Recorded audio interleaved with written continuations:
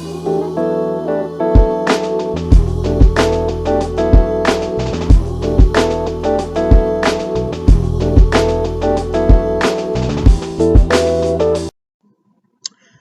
people. Welcome to the latest episode of the Rough Draft. I am your host, Kevin Alberto Sabio, and in this episode, I'll be talking about my literary updates for the month of April.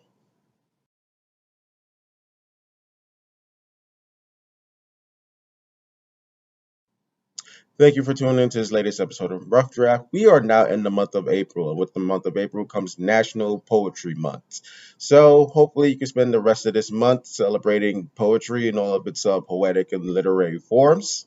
Shout out to all my fellow poets that are out there. May you spend the rest of the month just promoting your craft. Also, with the month of April, you've got my publishing anniversary. So, oh, celebrating the publishing anniversary of my short story anthology, Drum Speaking Tales from an Inner City Griot. I published that back in 2016. It's a collection of at least 13 different short stories that I had written. They're in different genres: political thriller, science fiction, fantasy, dramas. It is available in both paperback and ebook format. It's one of my what I consider to be one of my more slept on projects. So definitely, I hope you guys get the chance to check that out, read it, download it, and all that other good stuff. Also, another update on Second Chance Points is actually now 11 months old. It's almost a year. When May comes, it'll be 1 year old. Wow, time really does fly. Now to my literary updates. Okay, number one, I am still working on my Black Brown Bookstore book tour. One of the issues that I'm having is actually that of mobility. So I was actually hoping to target it sometime in the spring. I might have to push that back a little bit to the summer months, and a lot of it is really my issue of mobility.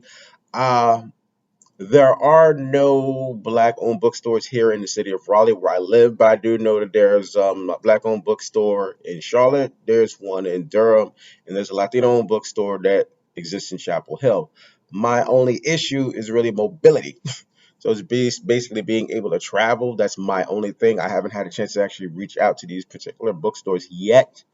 But a friend of mine was supposed to volunteer to actually help me be mobile so I could actually travel to some of these different cities instead of coming out of pocket and taking like either Greyhound or Amtrak. That's kind of an issue because now that person disappeared on me. I don't know where they're at. Really, I just hope that they're okay because they're not answering their phone at all.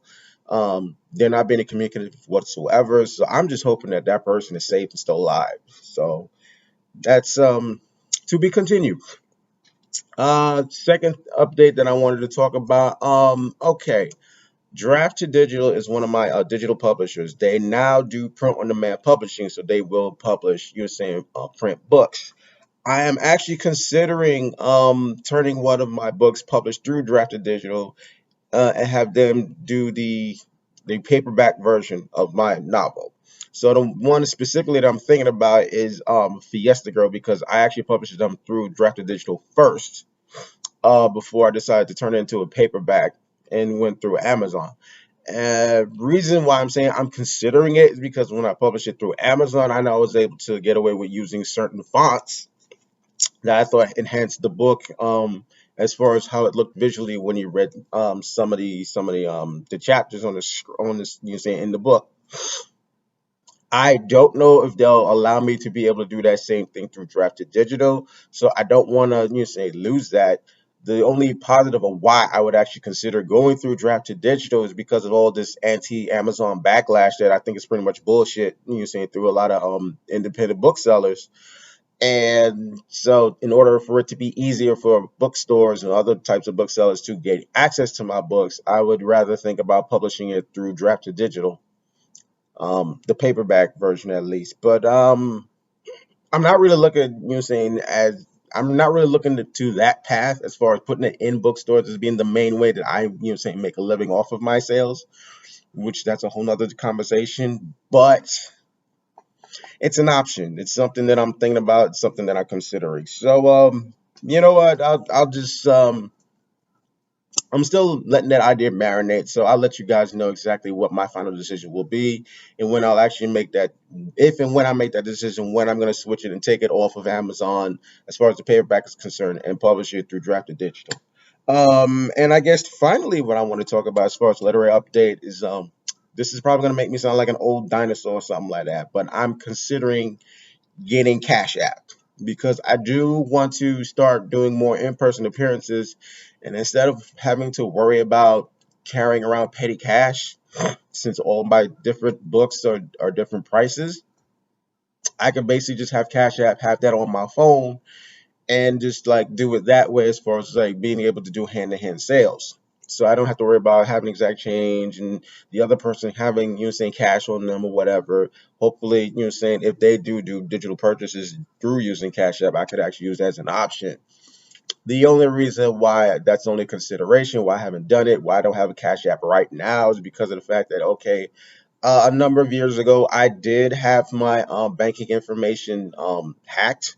So I'm very, very leery about doing shit, saying through the internet or through my phone. So as far as getting a Cash App, I know I would have to align my banking information with the app. I don't really like to do that, like I said, because of that prior bad experience. But the way things are going, especially if I want to advance my career, and make a living at this fucking career at the same time, I might have to just break down and just invest into that, into that technology. So, yeah, I'll let you guys know if I actually download Cash App or not.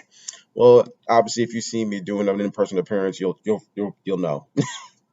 So, that's about it. Thank you for tuning into this latest episode of the Rough Draft. If you would like a copy of any of my books, they're available in paperback format. So you know the outlets where you can go to get them. Offer House, Outskirts Express, Create Space, Amazon.com, Barnes and Nobles, and Books A Million. My books are also available in ebook format. So you know the outlets of where you can go to download them. They're available through the distribution channels of Kindle, Nook, Kobo, Apple Books, Scribd, Smashwords, and intellectually through Tolino and Vivleo. My books are all available in ebook format for libraries. So if you would like to gain access to them through libraries, you know the outlets that you can go to, which is Overdrive, Hoopla, Baker and Taylor, Biblioteca, Palace Marketplace, and BorrowBox internationally for the UK and Australia. If you are like watching this episode on YouTube or Vimeo, you know what you need to do. Like the video. Please definitely leave a comment and give some feedback. Definitely subscribe to my channel and definitely press the notification button so you can know whenever I do another new episode. Thank you very much for tuning in to this episode of Rough Draft. You know how I always do, how I always say, keep the fist raised. I'm always on my literary grind, and hopefully I get a chance to talk to you people soon. Thank you for tuning in. Thank you for your support, and we'll talk soon. Peace.